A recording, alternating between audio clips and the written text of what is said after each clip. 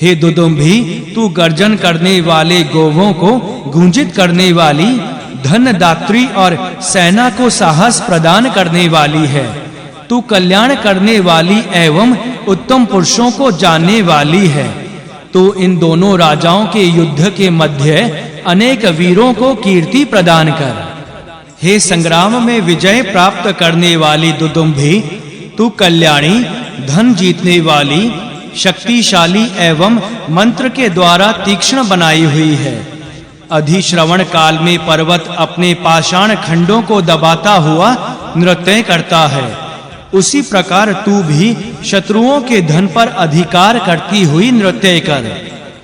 हे दुदुम्भी, तू ऐसा शब्द निकालती है जो शत्रुओं की वाणी से टक्कर ले सके। तू गवेषणा करने वाली बातूनी पुरुष के समान युद्ध जीतने के निमित्त शब्द करती हुई गूंज। हे युद्ध में विजय प्राप्त करने वाली दुदुम्भी, तू हर्ष से पूर्ण है एवं डिगती नहीं है। तू आगे युद्ध में जाकर योद्धाओं की प्रेरक और युद्ध जीतने वाली है। इंद्र के द्वारा रक्षित तू शत्रुओं के हृदय को जलाती हुई उनके समीप जा। सूक्त 21वां। देवता वानस्पत्य। हे दुदुम्भी, तू शत्रुओं में वैमनस्य फैला एवं उनके हृदयों में एक दूसरे के प्रति द्वेष भर दे। हम अपने शत्रुओं में द्वेष की भावना फैलाना चाहते हैं। तू उनका तिरस्कार करती हुई उन्हें समाप्त कर दे। हमारे द्वारा होम किए गए घृत से हमारे शत्रु कंपित हो और मन, नेत्र तथा हृदय से भयभीत होकर भाग जाएं। हे वनस्पति से बनी हुई दुदुम्भी, तू चमड़े से मड़ी हुई है तथा मेघ घटा के समान घोर शब्द करती है। घी से चुपड़ी हुई तू शत्रुओं को भय उत्पन्न करने वाला शब्द कर। हे दुदुम्भी, वनचारी शिकारी पुरुष से जिस प्रकार वन के पशु भयभीत होते हैं, उसी प्रकार तू अपने गर्जन से शत्रुओं को भयभीत करती हुई उनके चित्तों को मोहित बना। जिस प्रकार भेड़ें और बकरियां भेड़िए के कारण अधिक भयभीत होकर भागती हैं, उसी प्रकार तू गड़गड़ाहट करती हुई शत्रुओं को भयभीत करके उनका चित्त मोहित कर। हे दुदुम्भी, जिस प्रकार बाज से सभी पक्षी और सिंह से सभी प्राणी भयभीत रहते हैं, उसी प्रकार तू शत्रुओं के प्रति गड़गड़ाहट करके उन्हें भयभीत करके उनके चित्तों को मोहित कर।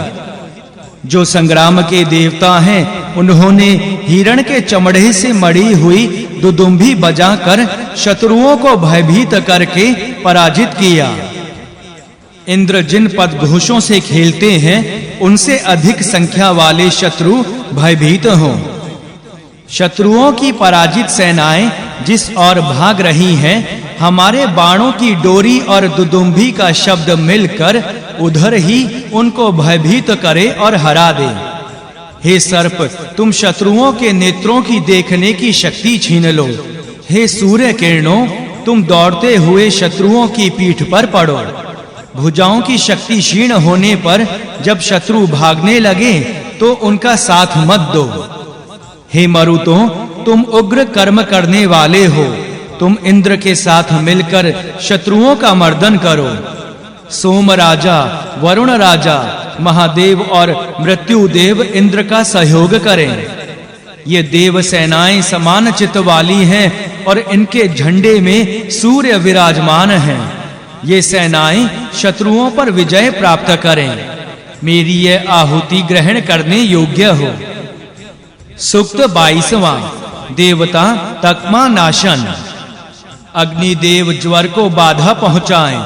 पत्थर के समान दृढ़ सौम्य, पवित्र और दक्ष वरण, वैलवी, कुश तथा प्रज्वलित समिधाएं ज्वर से द्वेष करने वाली हों।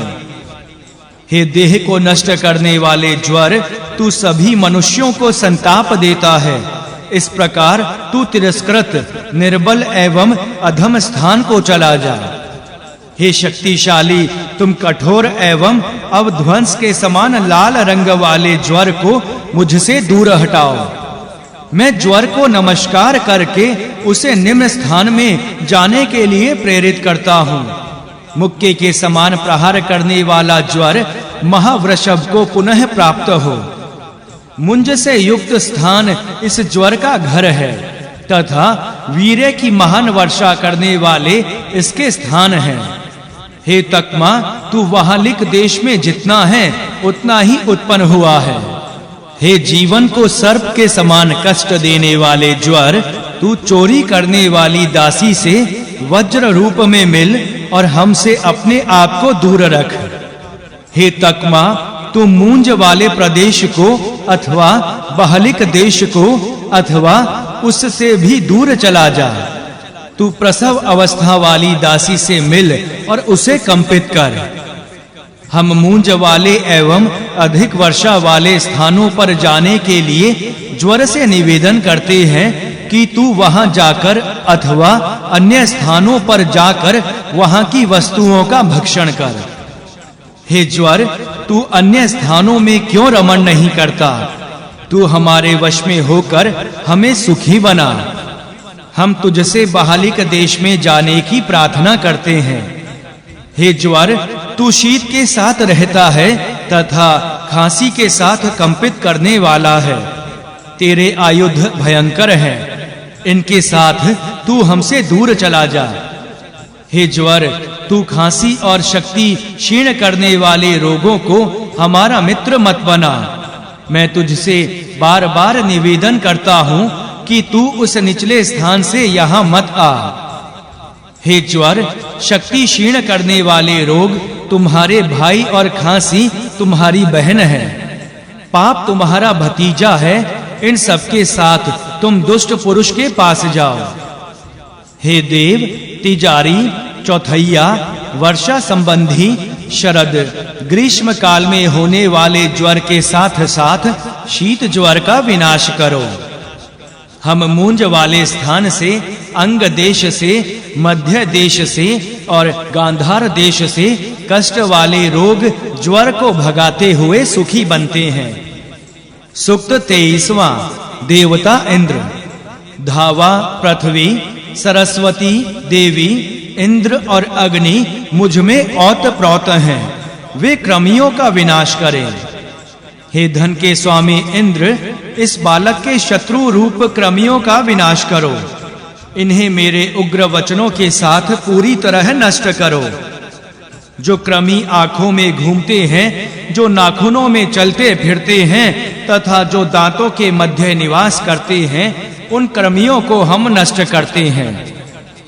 दो समान रूप वाले, दो भिन्न रूप वाले, दो काले, दो लाल रंग के, एक खाकी रंग वाला, एक खाकी रंग के कान वाला, एक गृध्र और कोक, हम इन सभी कीड़ों को मंत्र की शक्ति से नष्ट करते हैं। जो क्रमी तीखी कोख वाले हैं, जो काले हैं, जो तीखी भुजाओं वाले एवं जो अनेक रूपों वाले हैं, उन सबको हम मंत्र की शक्ति से नष्ट करते हैं। सभी को दिखाई देने वाले सूर्य अदृश्य क्रमियों को नष्ट करते हैं। वे दृश्य और अदृश्य क्रमियों को नष्ट करते हुए पूर्व दिशा से उदय हो रहे हैं। हे इंद्र, तुम शीघ्र गमन करने वाले, कष्ट देने वाले, कंपित करने वाले, तीक्ष्ण क्रमी, दिखाई देने वाले अथवा ना दिखाई देने वाले सभी क्रमियों को नष्ट करो। तीव्रगामी क्रमी मेरी मंत्र शक्ति से नष्ट हो गए। नदमिना नाम के कीड़ों को मैंने इस प्रकार पीस डाला है जिस प्रकार चने पत्थरों से पीसे जाते हैं। मैं 3 सिरों वाले, 3 ककूदों वाले, चितकबरे रंग वाले और श्वेत वर्ण वाले क्रमियों को मंत्र की शक्ति से नष्ट करता हुआ उनकी पसलियों और सिरों को कुचलता हूँ। मैं अत्रि ऋषि, कणव ऋषि और जमद अग्नि ऋषि के समान मंत्र बल से क्रमियों का विनाश करता हूँ। हे क्रमियों, मैं अगस्त्य ऋषि के समान मंत्र शक्ति से तुम्हें मारता हूँ। हमारे मंत्रों और औषधि की शक्ति से कृमियों के राजा और मंत्री नष्ट हो गए हैं। माता, भाई और बहनों सहित कृमियों का पूरा कुटुंब नष्ट हो गया है। इन कृमियों के बैठने के स्थान नष्ट हो गए और इनके आसपास के स्थान भी नष्ट हो गए। जो कृमि बीज रूप में थे वे भी नष्ट हो गए।